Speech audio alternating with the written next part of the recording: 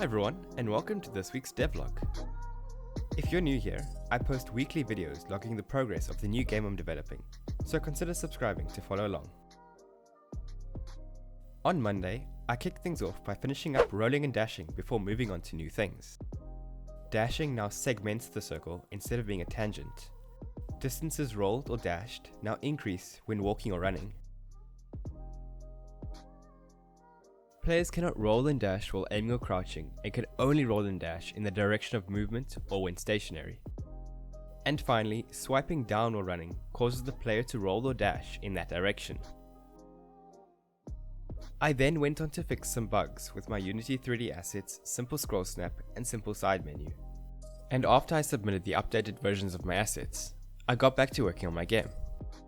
The first thing I decided I would tackle this week was thinking of how the player would aim and shoot. I decided on using two joysticks. One would be for aiming and the other for shooting and controlling recoil. I considered making my own joystick component, but then I realized I was trying to reinvent the wheel. So I just downloaded this free joystick asset on the asset store and tweaked the source code slightly, as it didn't quite fit my needs off the bat. Next, I started work on the looter aspect of the game. The idea for the player's inventory was to implement my own wedge selector system, where the player presses down, holds, and then releases to select their wedge. This must be as streamlined and intuitive as possible, because it's a mobile game. Both the weapons and consumables had to be selected, used, cancelled, and swapped this way, so I had a lot of work cut out for me.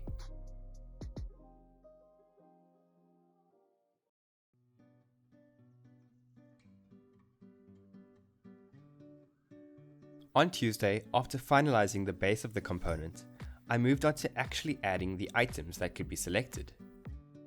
Before I could do that though, I needed to create the class structure and system for adding new items to the game.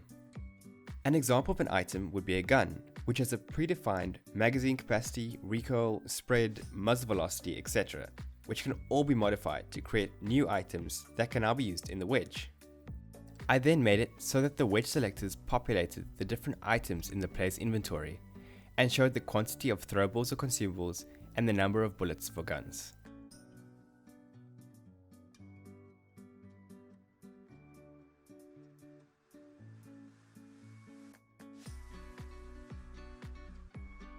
On Wednesday, I started with the progress system, which would show the progress when swapping to a different weapon, reloading a gun, or using a consumable. Once I was happy with that, I started working on a system to be able to cancel the progress made by clicking on the wedge selector while it is in progress.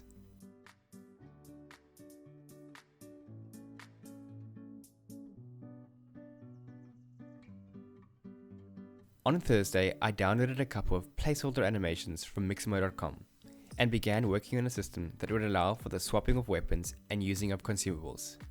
Let me switch over to one of my favorite games, PUBG, to explain this part. In order for a successful weapon swap to happen, the player must put away their current weapon in their selected weapon slot, and then take out the weapon in their targeted weapon slot.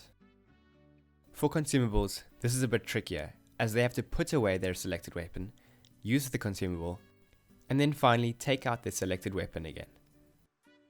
I achieved this by creating a system where you could queue up actions and then dequeue each action until none are left in the queue.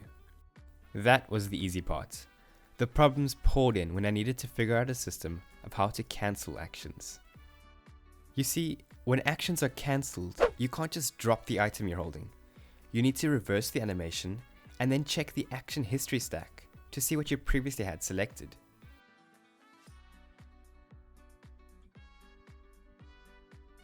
On Friday, I finally managed to implement this. However, it was definitely easier said than done. Players could now cancel actions midway and revert back to their original state.